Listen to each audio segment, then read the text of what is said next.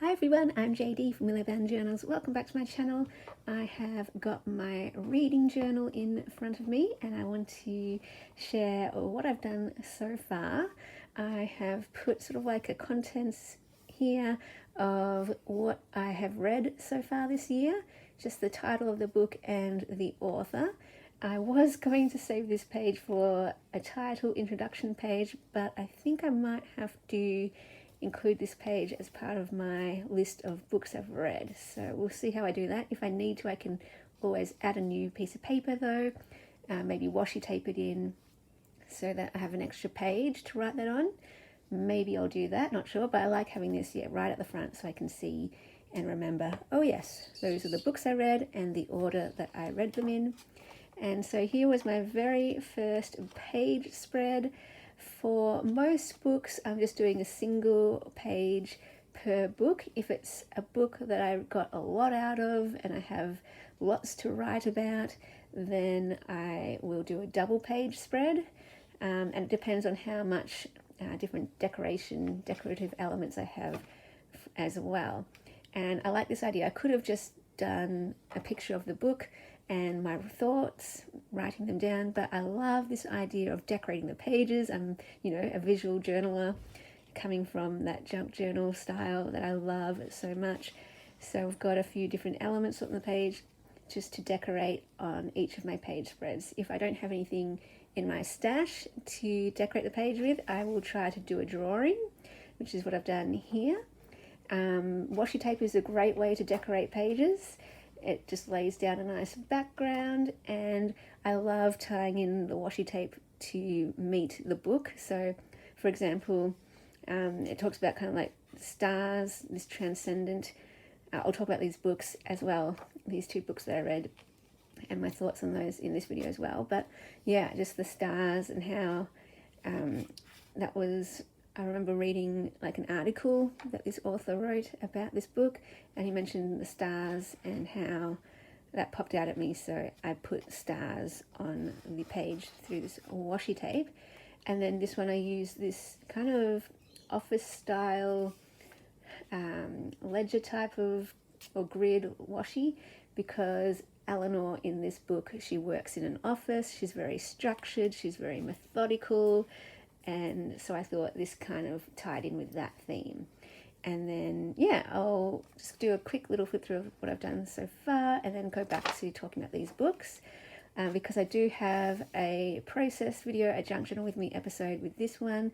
So I'll share about this book when I share that video. Love how this one turned out. Oh my goodness, that's probably my favorite page in here. I love this as well, using actual book page. And some pages are simpler than others are more involved. I actually really like it how that looks with borders. So since this is my first reading journal I've ever done, I'm just, giving it a go, seeing what works, seeing what I like. And yeah, the idea is just to begin, do something, put something on the page and go from there. So yeah, I think from now on, or in my next reading journal, what I'd like to do is make sure I put borders on each page. I think that just helps lift the writing off the page and keeps them separate as well. And yeah, love all the decoration here.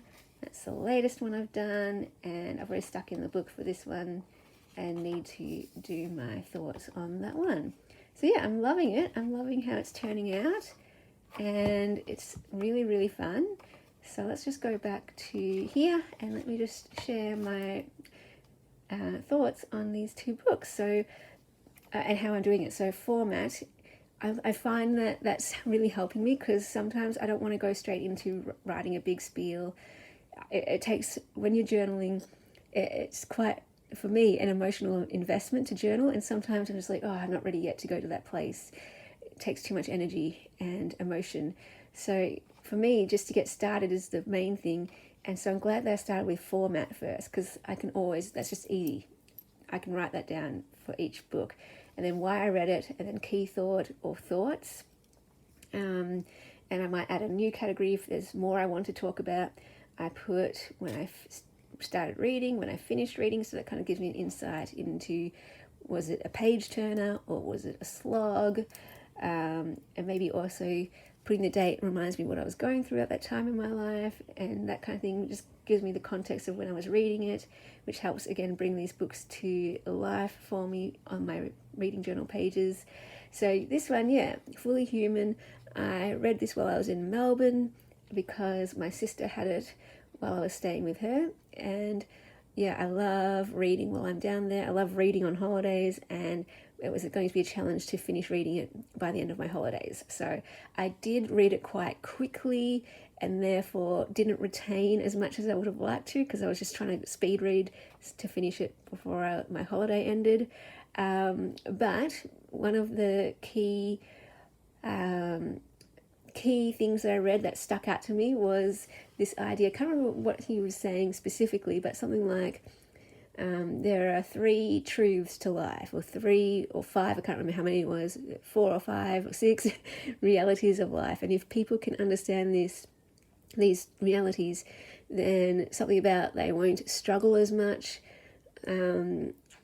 and hopefully maybe even if we learnt them as a kid, as a child earlier on that we learn them, the better we are off in life. And as I was reading them, I was like, yes. So one of the ones that really stuck out to me was the truth or the reality that life is painful. Because I find, for me anyway, and I know other people too, some people can go through life thinking that life should be easy and life should be smooth and life should be fair. And so anytime life is challenging or hard or unfair or unjust, they can get, or I can get quite, well, I can struggle, I can suffer, and also can become, I know people can become bitter, and resentment builds up, and that just stops people from being able to just take life as it comes. So I know for me, I would fight it. I'd be like, well, why is life like this? It should be like this, or I should feel like this. I shouldn't feel like this. Instead of just being like, no, we're human. We have emotions. We struggle. We go through things. And that's something I learned at like the grand old age of 28. Imagine if I learned that when I was 8, that would have been much easier for me later on. When I went through depression and anxiety back in 2015 and 16, it was because all of a sudden I started really, really struggling. Up until then, life hadn't really been a struggle for me. And all of a sudden, my whole life was just filled with pain. And like, where on earth is this pain coming from? It was a shock to me. I was so confused. Whereas if I learned this lesson as a kid, that life is painful, I would be like, oh, this is no surprise, all good. And not that pain is fun, but that pain can be embraced, pain can be accepted rather than fought against, suppressed, dealt with in unhealthy ways, and responded with bitterness and resentment. Instead, we can just go, okay, there's nothing wrong with me, there's nothing wrong with life, it's just part of life, part of being human. And we can go with it, feel the pain, feel those feelings and walk through it instead of, again, suppress it, fight it, or whatever. So that's a key thought I want for everyone to know and learn, in order to help make our lives kind of paradoxically, smoother, easier, less of a struggle, less suffering, because yes, there's still going to be pain, but at least there won't be that confusion about why am I feeling pain, or that judgment or that bitterness about it. So yeah, that was one key thought. And then I guess the main crux of the book, I suppose, is this idea of super sense and the 4-story mansion.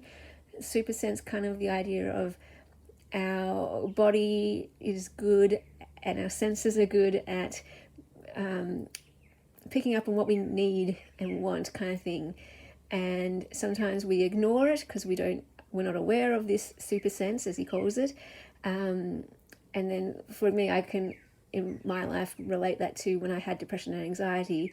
That was me ignoring my super sense, so to speak, because my body was trying to tell me, hey, there's something wrong here with your core beliefs, with the way that you're living, with the way that you think about things, that is causing you pain, extra pain that you don't need, and that is causing you this depression and anxiety. So my body was telling me something that if I had already listened originally, it wouldn't have gotten to that point of depression and anxiety where things just got out of control. because you find you have that inkling, right? You have that stirring, and you push it down. You're like, oh no, I don't want to deal with that. That's too hard. That's no. And then finally, for me, it came out in depression and anxiety. But if I had listened right back, to those little stirrings, our body is smart.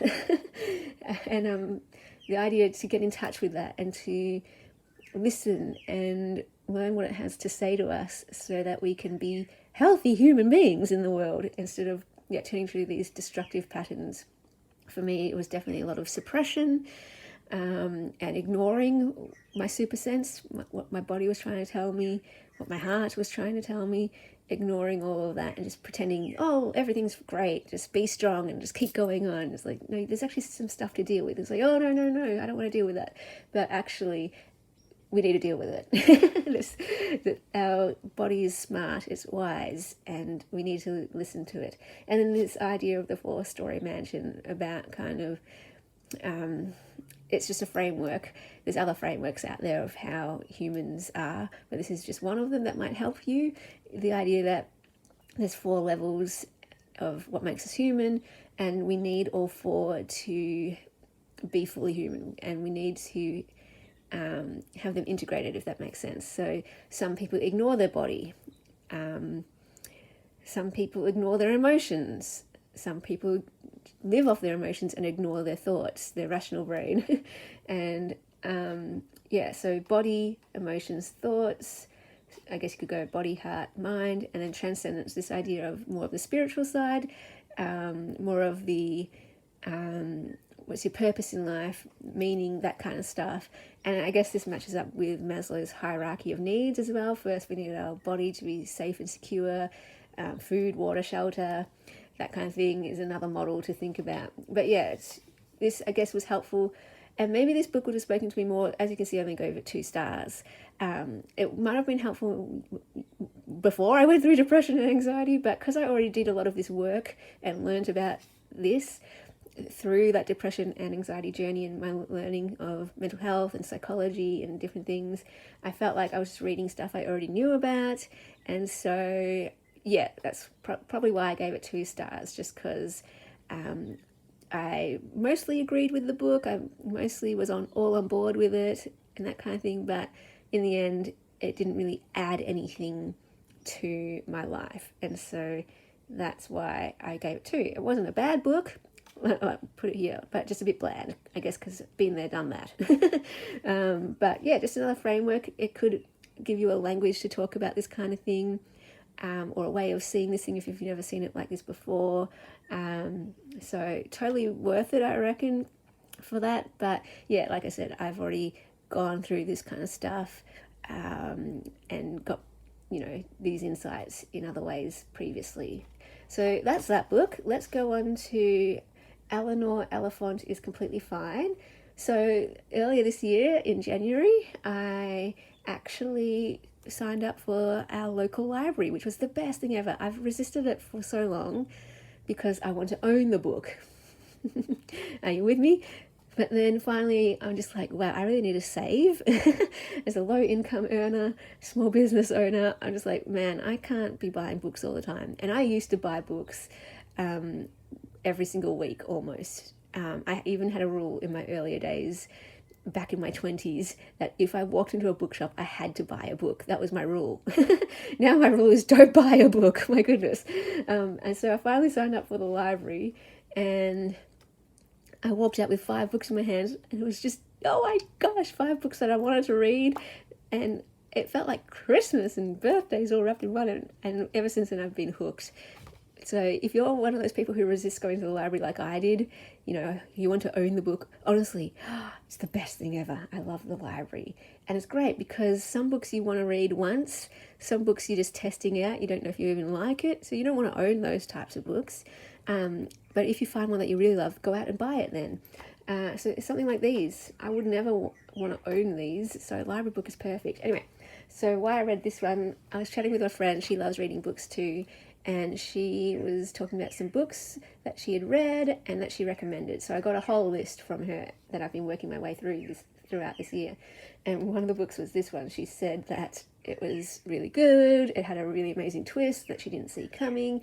Anytime someone says that, I want to get that book immediately and read it, because I am a sucker for twists. I love books with twists, like good twists. When I was a kid, my favorite books for a while, they were Paul Jennings books. He wrote short stories, and all of his books and stories tended to have a twist. And I've always loved that. Then I started writing my own stories, and they always had to have a twist. So even if the book is boring, I will keep reading it just for the sake of what's that twist, what's that twist. Anyway, so I went out and got it, wanted to find out what this twist was, read it, and I wanted to like it. I really kind of struggled a bit with the main character. She was fully developed, she was unique, and props for that, props for the author for that. And so many people love this book, so many people got a lot out of it.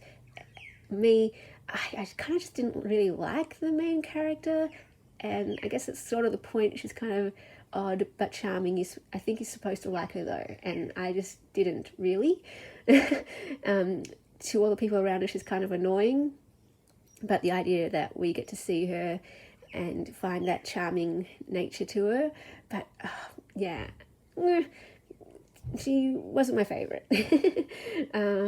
But I think it's definitely worth a read, because I haven't read anything like this, and good in terms of what it was about, kind of her mental health journey, her anxiety, maybe she's got a bit of OCD, and just seeing what life is like for her, how she goes through life, trauma, there's some trauma in there.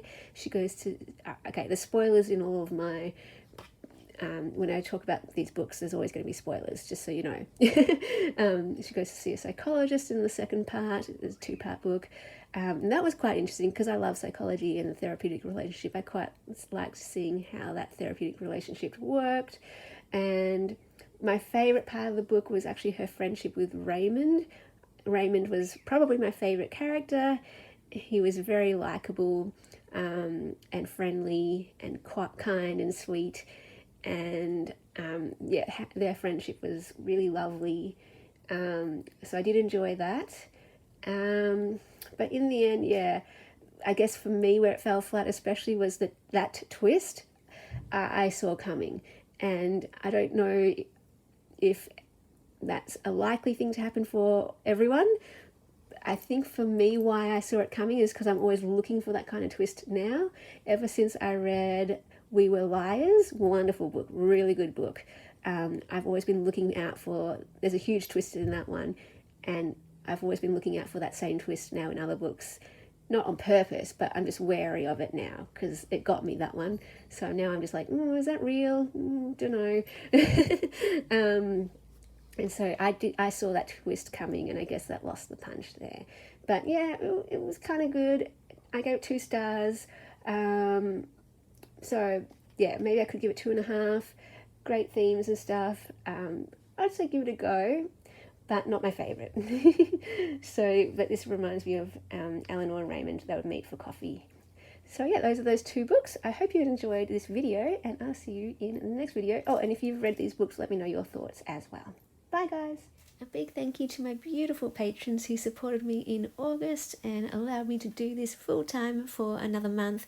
If you would like to support my channel and what I do, you can do so over on my Patreon. The link will be in the description box below, and that's where you get access to more videos, printables. At the Ruby tier, you get every single digital kit from my Etsy, plus a new digital kit every month. There are also some mail tiers where you get some goodies sent out to you in the mail.